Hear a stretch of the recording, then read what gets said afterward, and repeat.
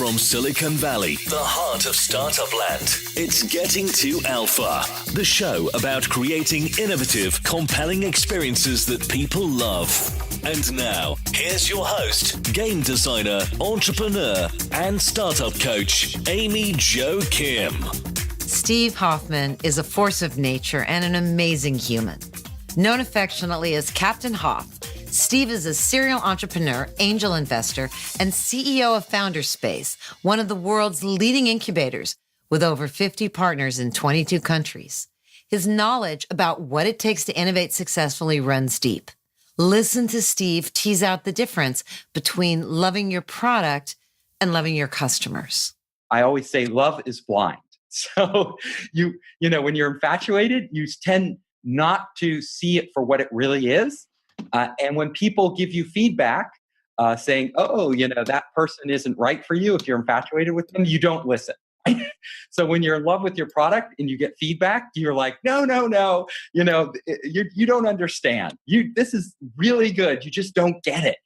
So filters automatically go up that block them from taking a deeper look at their product and going deep with the people who are giving them the feedback because they really don't want to hear it. So the advice I give startup founders to try to prevent this is don't fall in love with your product. Who you need to love are your customers. So you need to love them and they need to love your product. So your job is to love them enough to really listen to them like you do in a good relationship and discover their psychology, what's in their head, what they're really thinking, and get them to the point where they are just crazy infatuated with your product. Because if they're infatuated with your product, then you win. If you're infatuated with your product, you don't win. Steve is also the author of a fantastic book, Make Elephants Fly, The Process of Radical Innovation. First published in China, this book is now available worldwide and is required reading for entrepreneurs. Listen in and learn what Steve knows about getting companies ready for takeoff. Welcome, Steve. Thank you. So happy you're here with us today. So please introduce yourself, what you do to the folks here. So what I do is I am the captain and co-founder of Founderspace, and we are an incubator and accelerator located, our headquarters are in San Francisco, but we work now in 22 countries around the world, helping startups innovate and create products, raise money, go to market, everything. Wow. And where are you right now? I am now in Beijing. So I am here in Beijing for a couple reasons. One, we have set up offices in China, in Shanghai, and we are expanding to Beijing and other cities. And the second reason is I just wrote a book called Making Elephants Fly, The Process of Radical Innovation, which takes all the teaching we have done for the past 5 years and all the learning and research and puts that into a book about how startups can innovate. And it really focuses on case studies of startups that have succeeded and why they succeeded, and startups that have failed and why they failed. Wow. Sounds like a must read. So can you share one story from that book? Speaking of case studies, one Sure. story, there's so many great ones, with us, just to give us a flavor for the kind of story and impact you're having. Okay, well, let me give you a story that most people might be familiar with. And it's a company, it was Flickr. So most of us have heard of the photo sharing site Flickr. It was the first social photo sharing site that went big. And the founder of Flickr, he was originally making a game. So he and his wife were focused on making a game, which they were very passionate about. And they put a huge amount of energy and time into making that game. And what happened was that players didn't respond. The game was not successful.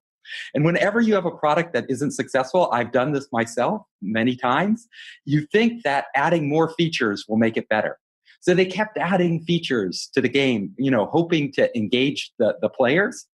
And nothing was working. But one of the features they added was photo sharing. So I thought, well, we'll let, the players share photos since apparently they, aren't totally into the game. And the photo sharing actually really seemed to work. And they figured, oh, there's something here. People really like actually sharing photos more than they like playing our game. So they took the photo sharing feature out of the game. They named it Flickr and opened it up to everybody. And boom, it exploded. It became Flickr. Basically, everybody really loved the idea of social photo sharing. And that is a very important lesson in innovation. It's not what you start with, it's what you learn along the way that makes the difference. And there's a second part to the story that I want to tell you, because it's even more amazing. So Flickr got acquired by Yahoo. Then the founder, after a few years, decided he wanted to do another startup. So he quit Yahoo, and guess what he did? He tried another game because he was passionate about making games. So he launched another game. It was a really cool idea where you convert people, kind of a pseudo-religious kind of conversion mechanism. And it was so cool and interesting and different that it didn't go anywhere. So his second game was failing too. It wasn't gaining traction. He'd spent a lot of money. He had actually raised venture capital due to his success with Flickr, but the money didn't help because users weren't into the game. And the game was kind of struggling along. And all of a sudden he realized this game isn't going to go either. Maybe my talent is not in game making. Maybe it's in something else. So he and his team did a Hail Mary. And they started to go through everything that they had done before and went all the way back to, their first game and Flickr and what they were doing. And they found one interesting thing. And this time, the thing wasn't in their product. It was in their process. It was how they communicated as a team. So how they communicated as a team, they had modified ICQ, the original chat messenger, to make it work with project management and team management. And they found this really effective. So they go, well, what if we took this and we totally rebuilt it as a new product and opened it up to teams everywhere, enterprise customers, who want to collaborate in business. And they launched that and they named it Slack. And we all know the history of Slack. It just exploded and became even bigger than Flickr, a huge unicorn that companies all over the world are now using to communicate. So the moral of the story is, it's not always what you start with. And if you're going to do a game that doesn't work, look elsewhere. Anyhow, he had 2 huge successes in areas that he didn't expect. And I think that is kind of the heart and soul of innovation. That is such a great story. I love that story. And it inspires me. Yeah. And I tell that it's great because I actually tell that same story as an example of the core principles of game thinking. So this is why we enjoy each other so much. Yes. Part of it is not, and it's really, really true. Part of it is also, part of that story is that they were developing for 3 years, essentially their core learning loop, the bit of value that you get every day, that thing that's, Mario running and jumping and climbing in a game. So Slack didn't come out of nowhere. It came out of years of iteration on that basic process. Right. They were using it across multiple products and perfecting it. Right. And across multiple teams working in Vancouver and LA and San Francisco. Yeah. I'm so glad that you're spreading that message. That's a really, really good story. So along the way, let's dig in a little more to the lessons you've learned about innovation that you're now sharing on your tour of China and in your book. Yeah. So one of the things that I struggle with, every designer I know struggles with, many of my clients and students struggle with, is filtering the feedback coming at you. Yes, you need to innovate. Yes, you need to iterate. Yes, you need to figure out where you're going in partnership with your early customers. Yeah. But then you start getting lots of different feedback from different people. Some of them are early customers. Some of them might be customers down the road. Some of them are your stakeholders. Some of them are your team. Some of them are your VC's girlfriend, et cetera, et cetera. All that feedback coming at you, you want to listen to feedback. How do you navigate who to listen to and who to tune out at different stages of your development? Great question. It's funny. So we run programs at Founderspace where we work with startups on their startups and give them feedback on their products, give them feedback on their business model, give them feedback on their team and their go-to-market strategy, everything, all elements of their business. And when they join Founderspace, the first thing I tell them is you're going to get way too much feedback because you're not going to get just feedback from me and my partners. You're going to get feedback from all of our mentors. You're going to get feedback from our instructors. You're going to get feedback from the other startups. And you're going to have so much feedback. You're going to come back to me and you're going to say, Steve, person A told me to do this and person B told me to do the opposite. And person C told me to do something entirely different. What do I do? Like, I can't even absorb this feedback. Who's right? And so I say, part of your job running a company or heading a product development is to assimilate all this feedback. And at the end of the day, you have to decide which feedback you take and which feedback you reject. You're going to get contradictory feedback.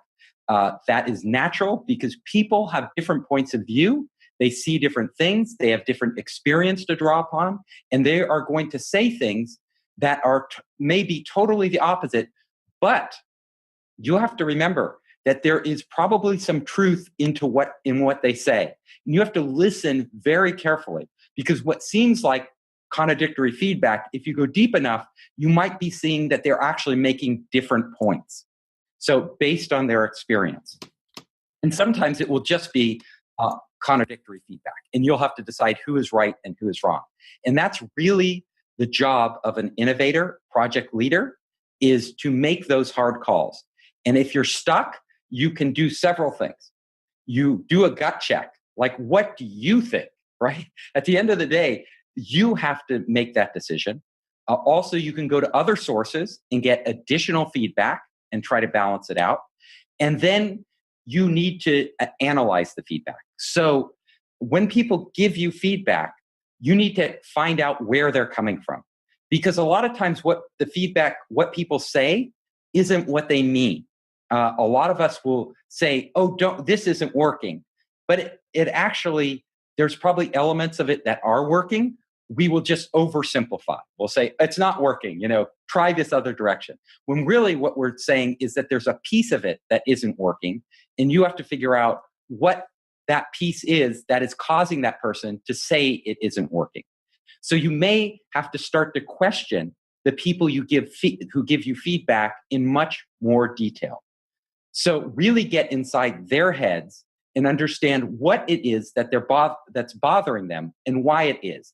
The fact is that most people can't articulate very clearly what is bothering them. So a lot of times they'll latch onto something that seems like it's the problem, even though it isn't. And this is what makes it so difficult because any type of product has so many variables in it and so much complexity that when people give feedback, they often can't do it in a granular enough way to get at every little piece that it seems to be the problem or seems to be what they want to improve. So your job as kind of the innovator, the leader, is to come up with questions for them that get them to more deeply explain what they're thinking and what they're experiencing so you can better understand the actual feedback they are trying to express. Awesome. Thank you. That's great. So what are some of the most common mistakes that you see product teams and product leaders and entrepreneurs making in the earliest stages when they're bringing their idea to life? The biggest mistake I see entrepreneurs make is that they fall in love. So they fall in love, but not with another person, unfortunately. That would be more fun. They fall in love with their product. And when you're in love, I always say love is blind. So when you're infatuated, you tend not to see it for what it really is. And when people give you feedback saying, that person isn't right for you, if you're infatuated with them, you don't listen. So when you're in love with your product and you get feedback, you're like, no, no, no, you don't understand. This is really good. You just don't get it. So filters automatically go up that block them from taking a deeper look at their product and going deep with the people who are giving them the feedback, because they really don't want to hear it. So the advice I give startup founders to try to prevent this is, don't fall in love with your product. Who you need to love are your customers. So you need to love them, and they need to love your product. So your job is to love them enough to really listen to them like you do in a good relationship, and discover their psychology, what's in their head, what they're really thinking, and get them to the point where they are just crazy infatuated with your product. Because if they're infatuated with your product, then you win. If you're infatuated with your product, you don't win. I mean, that only helps you. Actually, it only hurts you to be infatuated with your product. That's such a great point. We call that fall in love with the problem, not the product. It's probably hard won. I mean, you and I have both probably earlier in our careers been in that position, right? Oh, I have made that mistake. I have loved too many. I thought, coming from a kind of artistic background, that you were supposed to fall in love with your product. Like you were supposed to be passionately in love. And the myth of the artist, is that you don't listen to the world. You do what your heart says, right? The world is wrong and you are right. And you are going to prove to the world that you have the vision and the insight and the passion to create something that nobody has ever seen. Vincent van Gogh all over again. But reality is seldom that way. Reality usually is, you can be passionately in love with your product and go off in your own direction, but then you got to get extremely lucky, that the world is also in love with whatever weird creation you're doing. I love it. It's just, you're really talking about something very deep, which is the core difference between art and design. Yes. Right. And I've had to grapple with that because my mother was an artist, my father was an engineer, and they both told me to be an engineer. And so, of course, I wanted to be an artist. Like every right. Wow. And so I always adhered to the principles of the mythology of art, right? The mythology of the great artist, the great thinker who was supposed to go out and invent the world based on their true passion and what was in their heart. What I discovered the hard way is that the world doesn't function that way. That is idealistic thinking. And yes, you can get lucky, but you look like a lot of the great artists, not all. Vincent van Gogh just, he was crazy. He went off and did his own thing. And then the world discovered him, after he died. He had a miserable life, unfortunately. But other artists who are much more savvy and in tune with society, like Picasso and Andy Warhol, those guys, they experimented a lot and they figured out what resonated with society at the time they were doing it, and they cranked it out in mass quantities. Andy Warhol was a marketing machine. And Picasso too, he was a great marketer as well as a truly brilliant artist. But when you're inventing anything new, if you're going to get the rewards in your lifetime and not gamble on getting them after you're dead, I think it really pays to engage society, look at cultural trends, engage the people who ultimately will be consuming whatever you're making. And that's a lesson I had to learn the hard way. So tell us how you got to be here, Steve. I know we could actually spend hours, but tell us how you got started. I'll tell you a personal story. So one of my products was a game, because I also like games because they combine our art with commerce and business and society and everything, everything that I liked. So one of my games was a virtual world, which I basically enabled avatars to walk across the web. And it was called Rocket On. And Rocket On was, I was in love with it. I just loved the idea that you could go on Google or Amazon or any news site and you could have your avatar pop up on the screen using a browser plugin walk across the screen, meet other people on the same screen, and they could be talking about the news of the day. They could be talking about their favorite book on, Amazon and why they love it. You could see the sites where all your friends were, pop over to them. We had treasure hunts where you could jump through wormholes from one site to another, discover virtual goods that you could adorn your avatar with.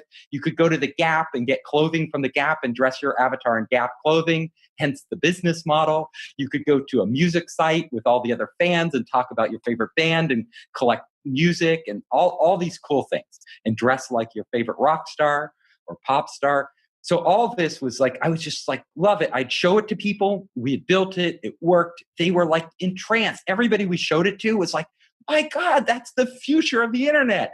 You guys are going to change everything. Everybody in Hollywood was interested. We were signing deals. It was truly like, I was so in love with this that anybody who gave me negative feedback, I wouldn't listen to. And the biggest negative feedback was coming from the users themselves.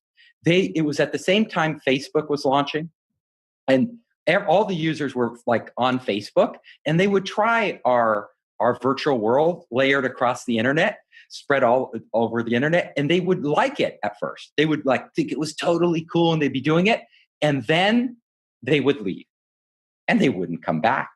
And I was like, no. People have to get this. Like, it's so cool. They will have to do it. But the problem was that I wasn't seeing was that on this thing, you were mostly meeting strangers on these websites. And fundamentally, people want to interact with their friends. They do not want to interact with strangers. It's like chat rooms. Like most chat rooms have failed because it's about strangers, whereas instant messengers, which are all about your friends, have succeeded. Facebook, which is all about your friends, has succeeded. Our virtual world, like Second Life and many of these other virtual worlds, tended to be less about your friends and more about just going in and exploring and meeting people and doing things like that. And then the other element that I failed to see was that the gameplay element in these virtual worlds, and our virtual world in particular, wasn't strong enough. So there wasn't the game mechanics. If you have game mechanics, you can play with a stranger. It doesn't matter. You are into the game. But when it's socializing, when that's the fundamental mechanic is socializing, then you need to be, usually you have to be with friends to make That's it work. it. I'm glad you said that because there's actually data that supports that. And it's really I didn't know this data, and I wasted so much time and so much money. Yeah. And so much, Then what happened? and we basically had to scrap it. That was the bottom line. We had to kill it because at the end of the day, you have to listen to your users. And I could have discovered that lesson easily 8 months earlier. 8 months earlier, the writing was clear. If I analyzed what user behavior was on our site, I would have scrapped it. But you know what I did? I did what every true passionate entrepreneur does or artist does. I kept adding more features. I kept thinking one more feature and it will work. Everything will click into place. I didn't realize that the core feature didn't work. And it doesn't matter how many additional elements you add. Once you put up the core, if it doesn't work, you're dead. It's like the minimum viable product lesson. This was before MVP really became a big thing, before Eric Ries and, the whole lean startup. Well, game designers did that long before lean startup was a thing. When I worked on successful games, we always started with a small, tight core and got that right. Because if you don't, you're building a leaky bucket. You're right. And our bucket was super leaky. And the irony is I wrote a book on game design. I knew that lesson and I ignored it. I was so passionate about the product succeeding. I was so in love with it that I wrote a book on it and ignored it. But that in itself is such good wisdom because when it's your baby, when you're in the driver's seat, when all these people are whispering in your ear saying, is this going to succeed? Do you want my money? Et cetera, it's easy to forget the things that you wrote books about or counsel other people about, et cetera. And that's part of why people need partners and coaches and, people to hold them accountable. Absolutely. And the irony is you don't realize the pressure you're under. So I'd raised a good amount of venture capital on this one. I'd raised like $5 million. And that's a lot for an unproven product with too much money. And because it was too much money I raised, the money can blind you, right? You're like, oh, I took their money. I sold them on this vision. We have to figure it out. And we have the money to figure it out. The problem is money doesn't matter. It's just like the guy who did Slack, right? He was making his game and it wasn't working and he had too much money. So he spent too long working on the game. I did the same mistake and it's so easy to do. And I'll probably make that mistake. Hopefully I don't. Hopefully I learned the hard way and I don't do it, but you never know. So if you were going to give one piece of advice to an innovator or entrepreneur who really wants to build a compelling product that's not a leaky bucket, that people will use, but feels unsure of what the best approach is, what would you tell that person to do? So I always say, well, don't listen to your heart. Do not listen to your heart. Listen to the data and gather the data early. Like push data gathering as far forward as you possibly can. Build as little as possible as you possibly can, because the more you build, you fall in love with it, what you build. It's the IKEA effect, right? When you build your own furniture, IKEA is brilliant. You fall in love with that furniture. They knew it. You don't return it because you built it. So when you build your product, the less you build, the better off you are. And figuring out ways to gather data early in the process with doing as little work as possible is really the challenging part. How do you do these experiments? How can you get meaningful data without even a prototype? Is there a way to go to customers and simulate your business early on with very, videos, PowerPoints, acting it out, doing, when we do game prototyping, we do paper prototypes because they're a paper prototype you're not as invested in and you can get it up and running faster. All these things are so important in the process. And I know you have a whole methodology on this. And exactly that. That's exactly what we speed up and give you guidance in. That's what people need. And that's why you and I are buddies. And everything you just said made my heart sing, because I'm glad you're saying it. I'm glad your message is out there. I'm glad you're spreading it in China, where so many amazing entrepreneurs are, and so many great products and services and apps and all kinds of stuff is coming out of. So, and they need to innovate here. So they have shortcut this process by copying from Silicon Valley, right? So when you copy something that works, you don't have to go through this painful, messy process. But now they have to innovate. They're being forced to because there's so many entrepreneurs. You can't really copy and succeed and be guaranteed of any sort of success. So this sort of teaching is particularly relevant in China as well as around the world right now. I see it in India a lot too. India has really shifted from a place that does IT outsourcing to a place with a lot of creativity, entrepreneurship, ideas of solving problems, its own special ecosystem, very much, and how to innovate successfully and not just be IT outsourcing. It's been going on for years, but I'm just being awakened to it. So it's a very exciting time throughout Asia and particularly in China. So I want to ask you one other question, Steve. When you look back on your career and your transition from an artist into an entrepreneur coach and a startup coach and an expert in innovation, what do you feel is your superpower? What is your sweet spot? Okay, I'll tell you. I know this after trying many things and finding out they weren't my superpower. I thought I had all these superpowers. And one thing I found is that no matter what you want to be your superpower, you should find out what your superpower really is. Because a lot of times we want to be good at what we're not good at. And that was one of the big lessons I learned. So there are many things I thought I was good at that I just wasn't that good at. And analytics, I found out I'm not the best at analytics. I mean, there's some people who are kind of quant people who are really good at going deep on the numbers and figuring out what they are. I thought, I have an engineering background too. I'm really good at math, but I'm just not good at that because, fundamentally, I don't care.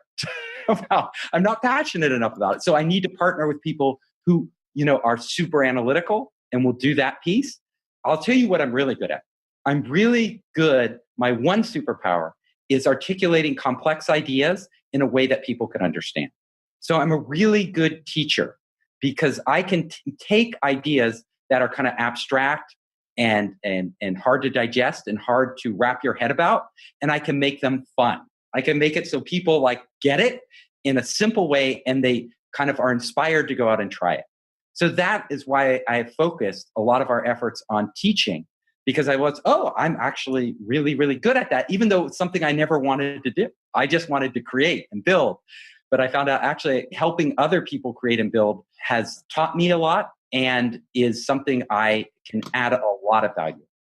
And your enthusiasm shines through. It's wonderful. So one last question. What are the trends that you're following? You are clearly inspiring a lot of people, myself included. What's inspiring you? What's feeding you? What trends are you paying attention to? What are you seeing in your world? So I travel the world a lot now. So I'm traveling like 70% of my time, sort of the opposite of you, who's doing everything in a smarter, more remote way. I love travel. So I love learning, and I love being exposed to other cultures and other peoples. So I'm seeing trends globally. Like I'm going really deep now on how Chinese do business, how they approach business, the psychology of how they make deals and do deals and think of the world and think of developing products and markets and all that stuff. So I'm absorbing that now. And because I'm getting immersed in all these different cultures and different ways of thinking, it is broadening how I think about the world, how I do business, and how I can teach.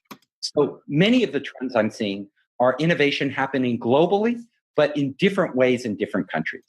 So in China, in China, they're innovating in a different way. So China is ahead of the US in certain categories. In certain areas, like technology, they still copy like crazy. But in areas like WeChat, which is their big social network, their big instant messenger, they have innovated far beyond. Facebook is actually looking and copying China, because commerce on WeChat has gone to a whole new level. So in WeChat, their social network, you use it for everything. People, like I don't need to carry cash in China. And all my friends in China no longer use cash. We just use our social network to buy everything. They have these QR codes, which aren't big in the US, but they're huge in China. QR codes are used for commerce. They're used for marketing. They're used to just connect with people and form groups. Everything. WeChat has built into it a whole ecosystem. So they have built into it they've sucked the entire internet into WeChat. So you don't really go out to a web browser now. You browse everything through your social network. They actually have these micro apps in WeChat where you engage with the app. You don't even download an app on your phone. You have the apps within the instant messenger. So all of this is very, very telling on innovation. And I'll tell you, when I go back to Silicon Valley, in the respect of what they've done in social networks, I feel like we're behind. We actually You are correct. China is ahead of us. What you just described is ahead of us. But that's been true for a while. When I was working on Avatar Worlds in like 2002, I looked to Japan for leadership and Korea. Yes. And I saw it, and we were being inspired by that. Yeah, so different countries are doing different. I was just giving one example. Yeah. And different countries are doing different things ahead of us. And it's great when we can learn and they can learn. And that's the whole process of us innovating together. One other thing I love is reading. So I'm a huge audiobook fan, and I try to get through a new audiobook every week if I can. Luckily, I travel a lot, and so I can always listen on the plane. I can listen, in the taxi. I do it at double speed. So I go through twice as fast. I crank up, they talk really, really fast in the audiobook, but I can absorb a lot of information. And I try to not just do business books or books on product development. I try to get as many information sources as possible. So I read great literature, I read philosophy, I read books on ethnography, books on science and culture and art. And I think absorbing from all those trends are where innovation really happens, because innovation doesn't just happen in a tech business bubble, right? With Harvard MBAs and MIT engineers getting together. That's not where it happens. It happens at the multidisciplinary intersections where they overlap. So I think the more people you can expose yourself to who are really smart and doing things totally outside your realm of knowledge and suck them into your world and collaborate with them, and the more books and information sources from outside your core knowledge base where you feel comfortable, pushing yourself to grab those and pull them into your world will really open up new avenues of innovation that you never would dream possible. So that's what I encourage everybody to do. That's kind of how I try to live my life and what I try to do. And it's where I'm still an entrepreneur. I'm running my business. I'm innovating every day on my current business. And that's where most of my great ideas come from. Fantastic. Steve, thank you so much for sharing your time and your great stories and your wisdom with us. Thank you. Thanks for listening to Getting to Alpha with Amy Jo Kim, the shows that help you innovate faster and smarter. Be sure to check out our website, gettingtoalpha.com. That's getting2alpha.com for more great resources and podcast episodes.